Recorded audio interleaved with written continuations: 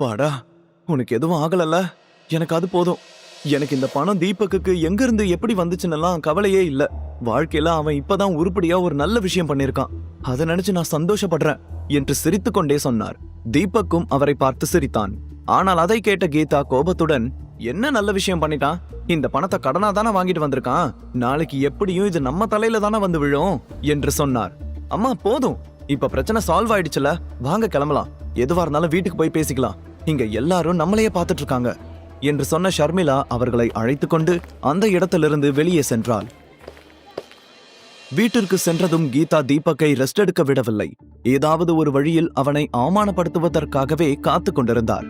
வீட்டிற்குள் நுழைந்ததுமே, ஹே தண்டசோரு, சும்மா நின்னுட்டு இருக்காம இஞ்சி தூக்கலா சூடா டீ போட்டு கொண்டு வா என்று அதிகார தொனியில் சொன்னார். சரிங்க ஆண்டி என்று அமைதியான தொனியில் சொன்ன தீபக் அங்கிருந்து கிச்சனுக்குள் நகர, இங்க பாரு, டீ போடும்போது ஏலக்காய அளவா யூஸ் பண்ணு. உங்க வீட்ல இருந்து யாரும் இங்கே எதையும் கொடுத்துட்டு போகல என்று கோபமாக சொன்னார் கீதா. அதை கேட்டு தீபக் மெல்லிய புன்னகை செய்து கொண்டான். ஏனென்றால் ஷர்மிளாவின் தாத்தா சதாசிவத்திற்கு தொழில் தொடங்க பணம் கொடுத்து உதவியதே தீபக்கின் தாத்தா பெரியய்யா சேதுபதிதான். உண்மையை சொல்ல போனால் ஒரு காலத்தில் சதாசிவத்தின் முன்னோர்கள் தீபக்கின் சிவகங்கை அரண்மனையில் சமையல்காரர்களாக வேலை செய்து கொண்டிருந்தவர்கள்தான்.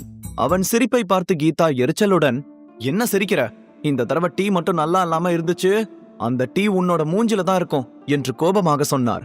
தீபக் எந்த பதிலும் சொல்லாமல் அமைதியாக தலையை ஆட்டியபடி அந்த இடத்தை விட்டு நகர்ந்தான். அவன் சென்றதும் கீதா ஷர்மிளாவை பார்த்து, ஷர்மி, இப்ப அந்த பணத்தை திருப்பி கொடுக்க என்ன வழி? எப்படியும் அது நம்ம கழுத்தை தானே சுத்தி இருக்கு. சும்மா கைமாத்தா பணம் வாங்கி கொடுத்துட்டு இவன் நல்ல பேர் எடுத்துட்டு போயிட்டான் என்று தீபக்கை திட்டினார். அவர் சொன்னதை கேட்டதும் ஷர்மிளா தன்னுடைய சேவிங்ஸ் அக்கவுண்டில் எவ்வளவு பணம் இருக்கின்றது என்று யோசிக்க ஆரம்பித்தாள். தீபக் வாங்கிய கடனை அவள்தான் அடைக்க வேண்டி வரும் என அவளும் நினைத்து கொண்டிருந்தாள். அம்மா, அக்கவுண்ட்ல எவ்வளவு பணம் இருக்கோ இப்போதைக்கு அதை கொடுப்போம், பாக்கிய மெதுவா கொடுத்துடலாம் என்று ஷர்மிளா சொன்னாள். நம்ம கிட்ட இப்போ 5 லட்சம் தான் இருக்கு. இந்த பணத்தை அவனோட பணக்கார ஃப்ரெண்டு அட்வான்ஸா வாங்கிப்பானான்னு கேளு. கடைசி நேரத்துல முடியாதுன்னு சொன்னா என்ன பண்றது என்று எரிச்சலுடன் கேட்டார் கீதா. அதே நேரத்தில் எல்லோருக்கும் டீ கொண்டு வந்து கொடுத்த தீபக், அதெல்லாம் பிரச்சனை இல்ல ஆண்டி, என்னால இப்போதைக்கு பணம் கொடுக்க முடியாது, கொஞ்ச நாள் கழிச்சு தரேன்னு ஆல்ரெடி அவன் கிட்ட சொல்லிட்டேன். அதனால அவன் நம்மள டிஸ்டர்ப் பண்ண மாட்டான் என்று சொன்னான். உடனே ஷர்மிளா கீதாவை பார்த்து, ஆனா நம்ம கிட்ட இருக்கிற 5 லட்சத்தை இப்ப கொடுத்துடலாம் என்று சொல்ல, அவனே வேண்டாங்கிறான், எதுக்குடி என்றார் கீதா. அதை ஷர்மி பொருட்படுத்தவே இல்லை. தீபக், உங்க ஃப்ரெண்டு கிட்ட இந்த 5 லட்சம் பணம் கொடுக்கும்போது ஏன் சார்பா தேங்க்ஸ் சொன்னதா சொல்லிடுங்க. அவர் நமக்கு பெரிய உதவி பண்ணிருக்காரு என்று சொல்ல தீபக் சிரித்து கொண்டே, சரி ஷர்மி என்று சொன்னான். சரி சரி, பல்ல காட்டாம சீக்கிரம் போய் டின்னருக்கு ரெடி பண்ணு, எனக்கு பசிக்குது என்று கீதா கோபமாக சொல்ல, என்ன சமைக்கணும் என்று கேட்டான் தீபக். அதற்கு 3 பேரும் 3 விதமான உணவுகளை சொல்ல தீபக் எந்த மறுப்பும் தெரிவிக்காமல் வேகமாக சென்று சமையல் வேலையை ஆரம்பித்தான். தீபக் வீட்டு வேலைகளிலும் சமையல் வேலைகளிலும் கைதேர்ந்தவனாக இருந்ததால் 3 பேருக்கும் சமைத்து முடிக்க நீண்ட நேரம் எடுக்கவில்லை. சிறிது நேரத்தில் சமையல் தயாரானது.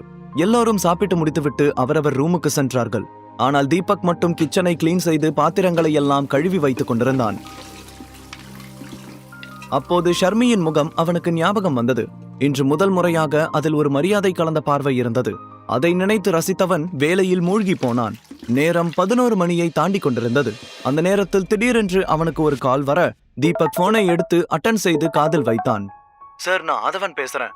இந்த டைம்ல உங்களை டிஸ்டர்ப் பண்ணதுக்கு என்ன மன்னிச்சிடுங்க என்று ஆதவன் தயங்கிக் கொண்டே சொல்ல, என்ன விஷயம் ஆதவன் என்று கேட்டான். சார், ஒரு முக்கியமான டாக்குமெண்ட்ல நாளைக்கு உங்களோட கையெழுத்து தேவைப்படுது. நாளைக்கு நீங்க ஃப்ரீயா இருப்பீங்களா? நீங்க எங்க வரணும்னு மட்டும் சொல்லுங்க, நானே நேர்ல வந்து சைன் வாங்கிக்கிறேன் என்று பணிவுடன் சொன்னான் ஆதவன். இல்ல வேண்டாம், நாளைக்கு காலையில நானே உங்க ஆபீஸ்க்கு வரேன் என்று சொல்லிவிட்டு போனை கட் செய்த தீபக் எதேர்ச்சியாக திரும்ப அங்கே ஷர்மிளா நின்று கொண்டிருந்தாள். இந்த நேரத்துல யார்கிட்ட போன் பேசிட்டு இருக்க என்று அவள் கேட்க தீபக் ஒருவித பயத்தில், இல்ல, இந்த கிரெடிட் கார்டு காரணங்க தொல்லை தாங்க முடியல. மிட் நைட்ல தூங்கிட்டு இருக்கிறவங்கள கூட எழுப்பி கார்டு வாங்கிக்கிறீங்களான்னு தொல்லை பண்றானுங்க என்று சமாளித்தான். அதை கேட்டு ஷர்மிளா அவனை மேலும் கீழும் பார்க்க, என்கிட்ட 50 ரூபா கூட இல்ல, என்கிட்ட போய் கிரெடிட் கார்டு வேணுமான்னு கேட்டுக்கிட்டு சில்லி கைஸ் என்று சமாளிப்பதற்காக உளறியவன், என்ன இந்த நேரத்துல கிச்சனுக்கு வந்திருக்க ஷர்மி? திரும்பவும் பசிக்குதா? நான் வேணா நூடுல்ஸ் செஞ்சு தரட்டுமா? 2 நிமிஷம் தான், இல்ல வேற ஏதாவது சாப்பிடுறியா என்று ஆர்வத்துடன் கேட்க, இல்ல எனக்கு எதுவும் வேண்டாம், ஈவினிங்கே நல்லா சாப்பிட்டேன் ஃப்ரிட்ஜ்ல இருக்கிற ஐஸ்கிரீம் எடுக்க வந்தேன் என்று சொன்னவள், சரி டைம் ஆச்சு, போய் தூங்கு, மீதி வேலையை நாளைக்கு காலையில பண்ணிக்கலாம் என்று சொல்லிவிட்டு ஐஸ்கிரீமுடன் அவளுடைய ரூமுக்கு நடந்தாள். அவள் சென்றதும் நிம்மதி பெருமூச்சு விட்ட தீபக் நெற்றியில் வியர்த்த வியர்வையை துடைத்துக் கொண்டு, நல்ல வேலை அவ என்கிட்ட வேற எதுவும் கேட்கல, இதுவே என் ராட்சசி மாமியாரா இருந்தா போனை வாங்கி அந்த நம்பருக்கே கால் பண்ணி செக் பண்ணிருக்கோம் என்று மனதிற்குள் சொல்லிக் கொண்டான்.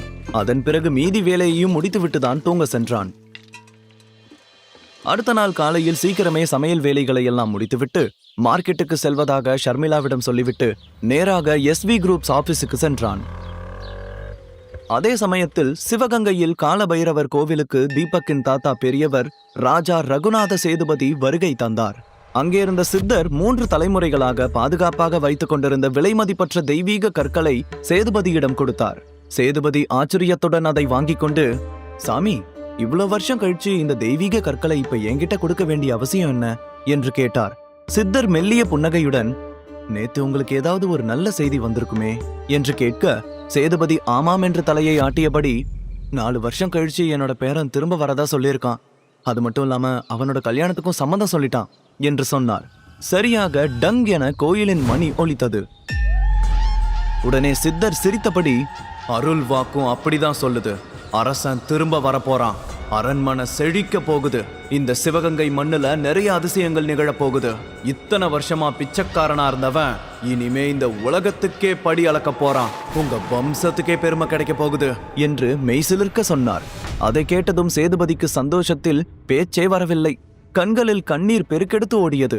தென்னாடுடைய சிவனே போற்றி தன்னுடைய 2 கைகளையும் கூப்பி சித்தரை பார்த்து வணங்கினார். இத்தனை வருஷமா உங்களோட வம்சத்தை பிடிச்சிருந்த பிணி இனி அகலப் போகுது, இனி உங்களோட வாழ்க்கையில எல்லாமே நல்லதா தான் நடக்கும், சந்தோஷமா போயிட்டு வாங்க என்று சொன்னார் அந்த சித்தர். அதை கேட்டு சேதுபதி மகிழ்ச்சியுடன் அவரை வணங்கிவிட்டு அந்த இடத்தை விட்டு எழுந்து நடந்தார். அப்போது சித்தரின் பார்வை சேதுபதியின் மீதே இருந்தது. அவருடைய பார்வையில் பல கேள்விகளும் பல பதில்களும் தெரிந்தது.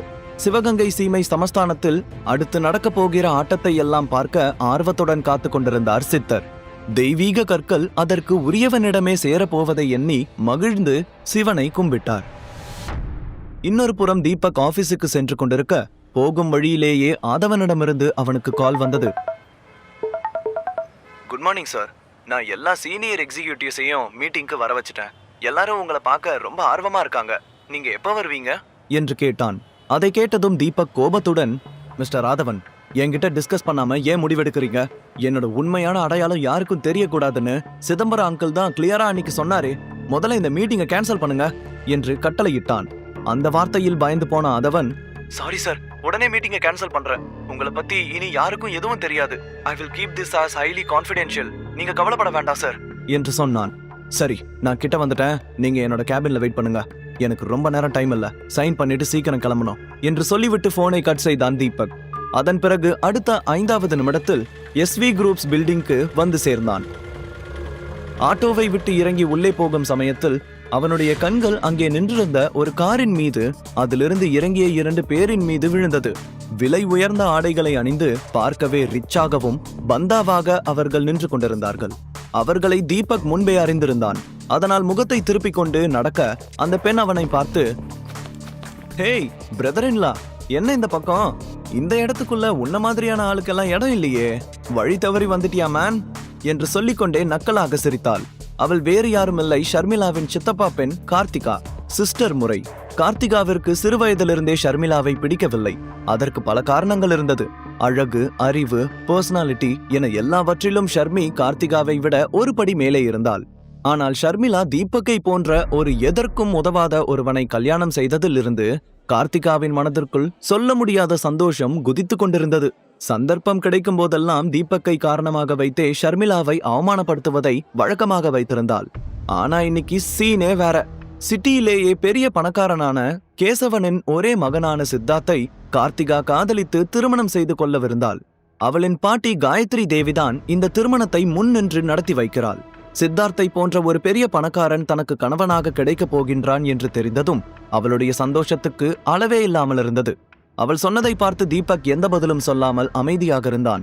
அப்போது கார்த்திகா சிரித்துக்கொண்டே, சரி அதை விடு, எப்படி இருந்தாலும் உன்ன மாதிரி ஆளுக்கு இங்க என்ன சேர்மேன் வேலையா கொடுத்துட போறாங்க, ஏதாச்சும் எடுபடி வேலை பண்ணதானே கூப்பிட்டுருப்பாங்க என்று சொன்னவள், நாங்க இங்க சேகர் அங்கிளை பார்த்துட்டு எங்களோட கல்யாண இன்விடேஷனை கொடுக்க வந்திருக்கோம். நீயும் கல்யாணத்துக்கு வந்துரு, நான் உனக்காக ஒரு வெயிட்டர் வேலை வச்சிருக்கேன் என்று சொன்னாள். தீபக் சிரித்துக்கொண்டே, இல்ல கார்த்திகா, எனக்கு வெயிட்டர் வேலை பண்றதுக்கெல்லாம் இஷ்டம் இல்ல. எனிவே என்னை இன்வைட் பண்ணதுக்கு ரொம்ப தேங்க்ஸ் என்று சொன்னான். கார்த்திகாவிற்கு அந்த பதில் சுருக்கென்று குத்தியது. சித்தார்த் அவனை மேலும் கீழும் பார்க்க ஆரம்பித்தான். தீபக்கின் எளிமையான உடையும் அவனுடைய பேச்சையும் பார்த்து தனக்குள் சிரித்துக் கொண்டான். ஆனால் தீபக்கின் கண்ணசைவில்தான் இந்த SV குரூப்ஸின் கட்டுப்பாடே இருக்கின்றது என்பது அப்போது அவனுக்கு தெரிந்திருக்க வாய்ப்பில்லை. ஆடு தானாக வந்து தலையை கொடுத்தது. சேகர் இப்போது ஜெயிலில் இருக்கும் விஷயத்தை கூட தெரிந்து கொள்ளாமல் அவருக்கு பத்திரிகை கொடுக்க வந்ததை நினைத்து தீபக் தனக்குள் சிரித்துக் கொண்டான். இப்போது சித்தார்த் அவனை பார்த்து, ஓ சார் தான் நீ சொன்ன அந்த வீட்டோட மாப்பிள்ளையா? உன்னை பத்தி நிறைய கேள்விப்பட்டிருக்கேன், இப்பதான் நேர்ல பாக்குறேன். டிஸ்கஸ்டிங். இவனும் நானும் சமமா உங்க குடும்பத்துல மாப்பிள்ளையா இருக்கணும்னு நினைச்சாலே பத்திக்கிட்டு வருது. நான் நிக்கிற இடத்துல நிக்க கூட உனக்கு அருகதை கிடையாது. முதல்ல இங்கிருந்து கிளம்பு என்று தீபக்கை பார்த்து பல்லை கடித்தபடி சொன்னான். உடனே தீபக் அவனை பார்த்து, நான் உங்களை பார்க்க இங்க வரல, எனக்கு இங்க வேற வேலை இருக்கு என்று சொன்னான். அதை கேட்டு கார்த்திகா சிரித்துக்கொண்டே, இங்கே உனக்கு வேலையா? என்ன பாத்ரூம் கிளீன் பண்ற வேலையா?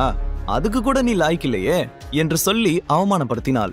அதை கேட்டு சித்தார்த் சத்தமாக சிரித்தபடி தனது காரிலிருந்து ஒரு கூல்ட்ரிங்க் பாட்டிலை எடுத்து குடித்துவிட்டு தரையில் வீசியவன், இந்த பாட்டிலை எடுத்துட்டு போய் குப்பை தொட்டில போடு. உனக்கு இந்த பில்டிங்க்கு வெளியில வேலை செய்யறதுக்கு தான் தகுதி இருக்கு, உள்ள வரணும்னெல்லாம் எதிர்பார்க்காத என்று சொன்னவன் தன் பாக்கெட்டில் இருந்து ஒரு 500 ரூபாய் பணத்தை எடுத்து தீபக்கின் பாக்கெட்டில் வைத்தான். தீபக் ஒரு மெல்லிய புன்னகையுடன் எடுத்து சித்தார்த்தின் கையில் அழுத்தி திணித்தவன், எனக்கு இப்ப இந்த பணம் தேவைப்படாது, உனக்கு வேணா ஃபியூச்சர்ல தேவைப்படலாம். அந்த டைம்ல இந்த 500 ரூபாயே பெரிய பணமா தெரியும், அப்ப தெரியும் யார் உண்மையான பிச்சைக்காரங்கன்னு என்று கெத்தாக சொன்னான். அதை கேட்டு சித்தார்த் கோபத்துடன், உனக்கு எவ்வளவு தைரியம் இருந்தா என்கிட்ட இப்படி பேசுவ என்று அடிப்பதற்காக கையை ஓங்க அதை அப்படியே வளைத்து கீழே இறக்கி, ஒரு விஷயத்த பண்றதுக்கு முன்னாடி நல்லா யோசிச்சு பண்ணணும், இல்லனா இந்த ஒண்ணுமில்லாதவன் உன்னை என்ன பண்ணுவான்னு எனக்கே தெரியாது என்று தீபக் கோபமாக சொன்னவன் கையை விட்டான். அதை கண்டு கார்த்திகாவும் அதிர்ச்சியானாள். முழு கதையையும் கேட்டு மகிழ பாக்கெட் FM APP டவுன்லோட் செய்யுங்கள். லிங்க் டிஸ்கிரிப்ஷனில் கொடுக்கப்பட்டுள்ளது.